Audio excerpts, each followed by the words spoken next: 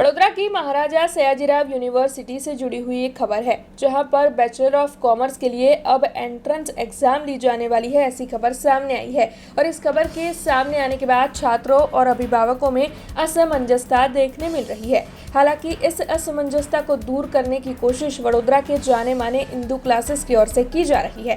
दरअसल इंदू क्लासेस के हिमय पटेल की ओर से इस बारे में ज्यादा जानकारी देते हुए ये कहा गया है कि छात्रों को हर परिस्थिति के लिए तैयार करने की कोशिश इंदू क्लासेस की ओर से की जाएगी। यूनिवर्सिटी एंट्रेंस एग्जाम लेने का फैसला कर भी सकती है और नहीं भी कर सकती, लेकिन परिस्थितियां चाहे जो भी हो, छात्रों को श्रेष्ठ परिणाम मिले, इस तरीके से शिक्षकों की टीम उन्हें तैयार करने वाली है। तब इंदू क्लासेस के संचालक हिमय पटेल की ओर से इस पूरे मामले पर क्या कहा गया है, आइए आपको सुनाते हैं। બીકોમ એન્ટ્રન્સ એક્ઝામને લઈને હમણાં રિસેન્ટ એક અનાઉન્સમેન્ટ થયું છે. બે પોસિબિલિટીઝ છે. એન્ટ્રન્સ એક્ઝામ થાય પણ ખરી, એન્ટ્રન્સ એક્ઝામ નથી પણ થતી. પણ મેઇન વસ્તુ એ છે કે કદાચ જો એન્ટ્રન્સ એક્ઝામ થાય છે, નથી થતી, તો સિમ્પલ લાસ્ટ યર જેવું કદાચ જીકાસના પોર્ટલ પર રજિસ્ટ્રેશન કરાવીને મેરિટ બેઝ પર એડમિશન મળી જશે, વિચ ઇઝ સિમ્પલ.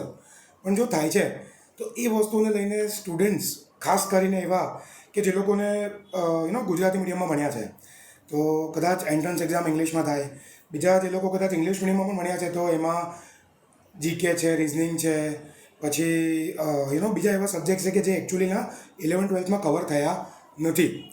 તો it will be a new experience for them. નવો અનુભવ હશે એ બાળકો માટે કે જે લોકો પહેલી વખત આ પ્રકારની કોઈ એન્ટ્રન્સ એક્ઝામ આપી રહ્યા હશે. બે પક્ષ છે. એક એવું કહે છે કે એન્ટ્રન્સ એક્ઝામ થવી જોઈએ અને બીજું કદાચ એવું કહે છે કે ના થવી જોઈએ. અમે એજ્યુકેટર્સ છે, અમારું કામ છે, જો એન્ટ્રન્સ એક્ઝામ થાય છે કે નથી થતી, પહેલાં પણ અમે બાળકોને સારું ભણાવતા હતા, હમણાં પણ બાળકોને સારું ભણાવીએ છીએ અને આગળ પણ બાળકોને સારું ભણાવતા રહીશું. કોઈ પણ કેસ હોય, યુનિવર્સિટીમાં જે સત્તાધીશ છે એ લોકો હોશિયાર છે, જીનિયસ છે, એ લોકોને ખબર છે કે બાળકોના ભવિષ્યમાં એમના હિત માટે શું કરવું જોઈએ.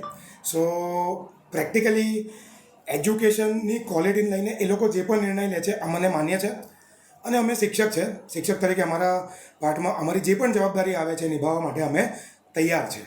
એટલે એમાં બેઝિકલી અત્યારે જે સર્ક્યુલર આવ્યું છે એમાં એવું છે કે 75% તમારા 12th સ્ટેન્ડર્ડના પર્સન્ટેજનું વેટેજ હશે અને બીજું 25% એન્ટ્રન્સનું હશે. કદાચ અને એક લોંગ રન ઇમ્પેક્ટ એવું કહી શકાય કે બાળકો થોડા વધારે સિન્સિયર થશે 12થમાં સારો સ્કોર કરવા માટે.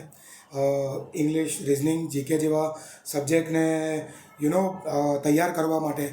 તો એવા સર્કમસ્ટન્સીસના અંદર કદાચ કોમર્સમાં ભણતા બાળકોની અંદર જે લોકો બીબીએ કે બીજા કોર્સીસ કરવા માગે છે એમાં તો સિન્સિયર હોય છે, પણ હવે બીકોમ કરનારા બાળકોની અંદર પણ સિન્સિયરિટીનું લેવલ વધશે. એવું નથી કહેતો કે સિન્સિયર નથી હોતા, પણ સિન્સિયરિટીનું જે લેવલ હતું એના કરતાં પણ એ લોકોનું લેવલ વધશે. हमसे जुड़े रहने के लिए हमारे YouTube चैनल को सब्सक्राइब करें और नई वीडियो की नोटिफिकेशन के लिए बेल आइकॉन को दबाएं।